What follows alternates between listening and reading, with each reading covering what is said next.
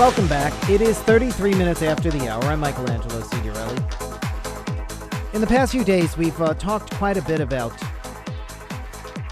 the case in New York City, in Grand Central Terminal. You know, and it's people are always saying, when we talk about things happening outside of New York, and I always try to make the point that the hatred is everywhere. The homophobia, the transphobia, the ignorance is everywhere. And here we are in New York City, Grand Central Station, and Helena Stone, 70 years old, is working for the telephone company, for Verizon, and needs to go to the bathroom and is harassed by the police, not just going to the bathroom to use the ladies' room, but just simply for being who she is.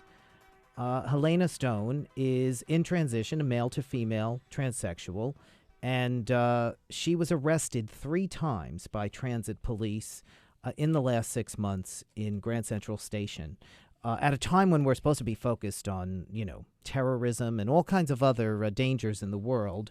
And Helena Stone has come in to talk to us about what happened. Also, Michael Silverman, Executive Director and General Counsel for Transgender Legal Defense and Education Fund, who is going to be representing Helena Stone, who is, of course, challenging all of this and is very brave for doing so. Welcome to the show, both of you. Thank you. Thank you for having us.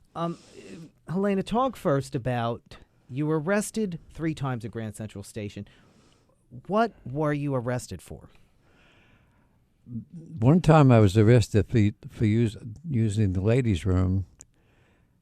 The other time, I don't know why I was arrested the first time. The second time, the officer, when they came into the room, my own private room that was furnished by the railroad company, and for the Verizon repairman. So you're a Verizon repair person, Yes. stationed there in Grand Central Station. Yes. So you have to use the bathroom during work. Yes.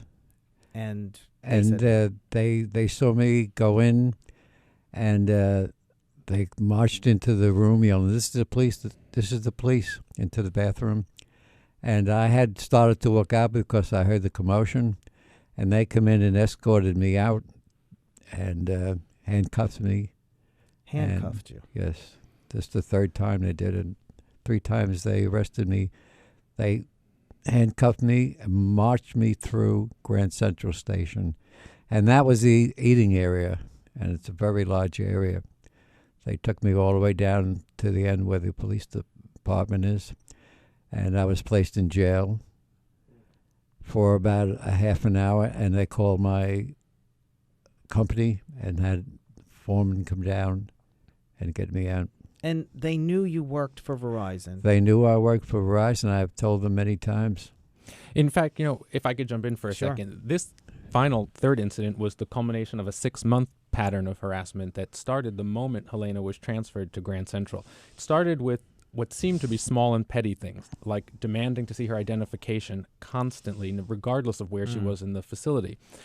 The first time she was arrested, when she says she doesn't know why she was arrested, to this day it's not clear. She was riding up the escalator and noticed an MTA police officer. What was the actual charge? Disorderly conduct? The charge was disorderly conduct on the first arrest.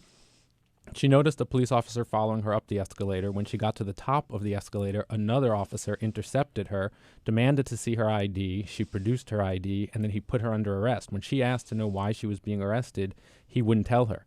The charge was ultimately disorderly conduct. On the second incident, an officer came to her private room in Grand Central, which is located, just to set the stage, in a subterranean area of the station. Where and is it rented by Verizon for the purpose of the repair people? That's correct. Okay. It's in an area of the station that neither you nor I can access, so there's no one there. He shows up at her office, banging on the door, comes in with a gun, and tells her, "Do you want to fuck me? Do you want to fuck me? Do you want to fuck me?" And then he says, "Do you want to hit me? I bet it would feel good to hit me." And then he calls her a freak, a weirdo, and the ugliest woman in the world. He then says, "If I ever see you in the women's restroom, I'm going to arrest you." Helena said, "That's the only restroom I use anywhere, not just here." He put her under arrest, and there was absolutely no charge then. She was held in jail until her supervisors came to get her out, and no charge was ever filed in connection with that arrest. So when she says she doesn't know why, in fact, It's simply Were because she these was charges transgender. thrown out afterward, or are they still pending, or what? We finally, after the protest that we held on Tuesday in Helena's defense, the MTA agreed to drop all charges against Helena. So right now we're in the process of working out the paperwork on that, but we're comfortable that the criminal charges are being dropped. We still have other work to do with the MTA. I'm curious. Do you wear a uniform, a Verizon uniform of some kind? No, during- we don't. We never had a uniform. I have my tools with me. I have my tools strapped on my waist, and they know who I am because they asked for my pass many times. You were working at Verizon for 37 years. 37 years. And how has the company been about this? The company been supportive of everything. The officers actually, one of the reasons they called her supervisors was to demand that Verizon take her out of Grand Central Station. We thought that as the lawyers we would have to intervene, and we didn't have to because Verizon said, no, we're not transferring her. So you've had an office there, but no bathroom. So the only way you can go to the bathroom is to go to the public restroom. Yes. Because of this, you were forced to actually relieve yourself in a cup. A large coffee cup. Wow. And did you then try to find, sometimes you've got to go to the bathroom, did you try to go someplace else? Were you forced to go off-site? No, I don't use the men's room. I did all my functions in the coffee cup, Wow. large coffee cup. And she had nowhere to wash her hands Wash my afterwards. hands. I had to spit on them. And what were your supervisors saying during that period of time? What were they doing? When you would say, I have to go to the bathroom in a cup. I never told them. Because then you're afraid of how it might be perceived or what. Well, I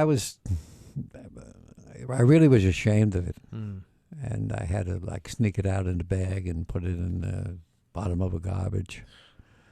I was afraid to admit that that's what I had to do.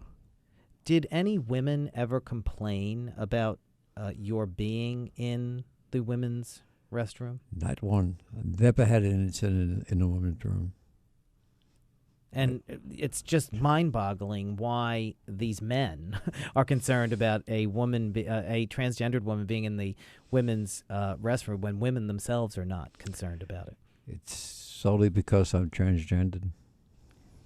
You know, and in fact, in the incident in the bathroom, not one or two, but 3 officers burst into the bathroom yelling police were coming in order to drag her out of the bathroom and humiliate her. Let's talk a little bit about your transitioning. When did you begin to transition, and was this something that obviously no one previously had known about when you were at work? Obviously something that you had to come to terms with. When was this? Well, transition takes a long time, and you don't just do it in one day. I've been really transitioning my whole life, and I did it mostly in private, and then 10 years ago I started to do it at my job, and outside the job fully. So for the last 11 years. For the last 11 years. Yes. And had you experienced discrimination elsewhere, obviously beyond what happened at Grand Central? I experienced discrimination, but nothing like this. Nothing.